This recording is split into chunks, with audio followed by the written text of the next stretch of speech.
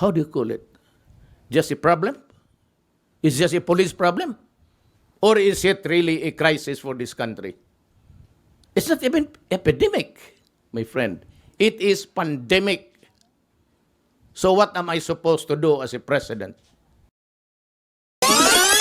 Okay, last question from Jonathan Miller. Yes, sir. May I help you? Mr. Mayor, Mr. President, at the risk of being shot down, the numbers of people who have been killed on the streets of the Philippines since you came to power 6 weeks ago have risen to around 1,000. Now, I know you have been contemptuous of your critics, but they are accusing you of unleashing a national death squad. Where is this going to end? Because some are saying that the social fabric of the Philippines is at risk here. Good. That's a very good question. Because at the other past, in the distant past, no police was ever willing to really work and risk his life. You know, it was a practice before. That's why I said I take full responsibility. You know why? Because they are now encouraged and even brave enough to have a shootout. The standard practice in this system of government is that when you accuse him, they would always file a countercharge and say that was due process or that they were unarmed and anything, any answer that could give a leverage. And ordinarily, and you can check this out, in the courts, they have to use that leverage against the poor policeman. Now, remember in this country, no lawyer is provided for the policemen and the other men and the security officers when they get into trouble with the law. They are left at the mercy on their own. That was the policy before, and in the previous ones, they are left behind. So when I was mayor, I told them, go ahead, do your duty. But if you feel that you're in carrying out your duty, you will get killed. My God, shoot him first. And they were protected here, and there were cases filed, and I provided the lawyer. And for the time that they are suspended, that is why they are afraid. They face charges in court, then at the same time, when they are accused, they lose the job because they are suspended.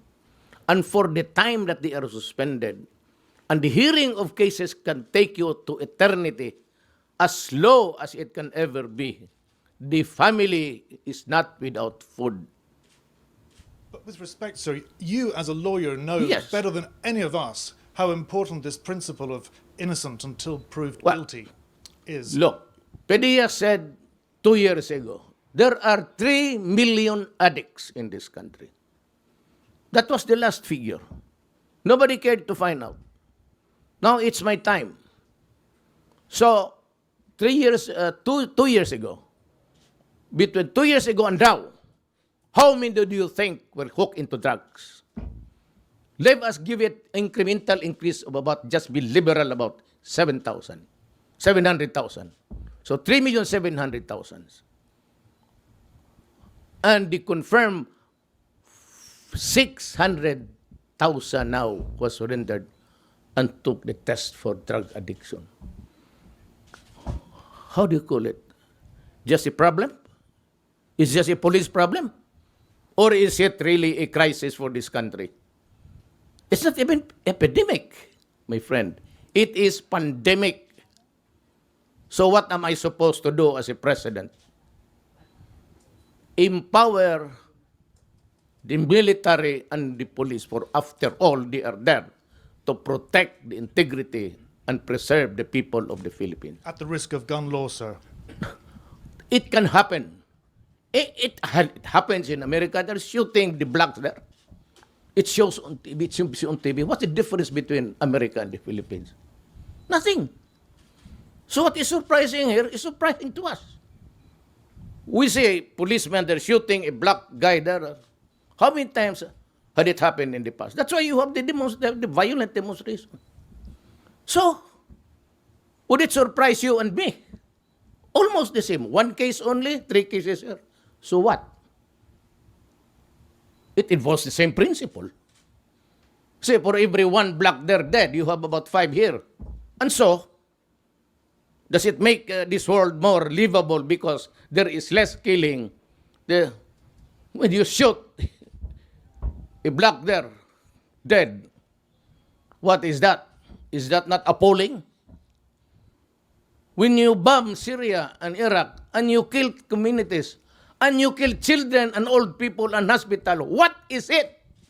And why is it that United States is not doing anything? I do not read anybody in that stupid body complaining about the stench there of that. Look at the iconic boy that was taken out from the rubble. And he was made to sit in the ambulance, and we saw it. So what's the difference? Life of a criminal, or maybe he was really rubbed out. We cannot discount it. But what do you think that Americans did to the black people there? Is that not rubbing out also? I say, well, it was just one community there, one state of America. Well, but you have there about 10. So what's the difference? Are we here for the counting or the basic principles of human rights? Almost the same.